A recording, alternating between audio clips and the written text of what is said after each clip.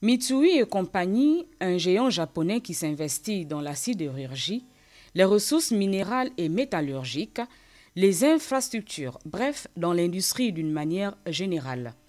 En recevant les responsables de cette société, le chef de l'État, dont l'un des piliers de son plan d'action est le Gabon industriel, a vu juste. L'occasion était idéale pour s'informer auprès de ses interlocuteurs sur les stratégies, les meilleures qui soient, à élaborer pour que le pont de son projet pour un Gabon émergent se concrétise avec efficacité.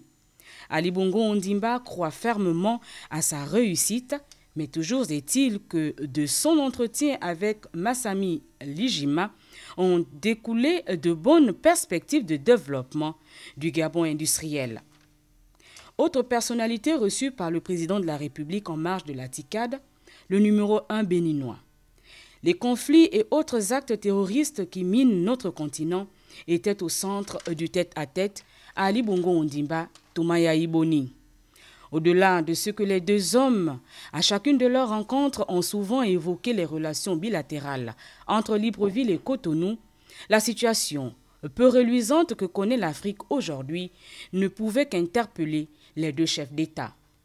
Nous sommes toujours préoccupés par les situations qui concernent la sécurité en Afrique et vous savez vous-même que nous avons suffisamment de sujets d'inquiétude qui nous préoccupent et voir comment nous pouvons faire ensemble les efforts nécessaires pour toujours essayer de ramener plus de calme et de quiétude sur notre continent. Certes, le Gabon a toujours constitué un havre de paix dans la sous-région. Mais il n'en demeure pas moins que notre pays s'implique lorsqu'il s'agit de rechercher la paix, là où la guerre aura pris le dessus.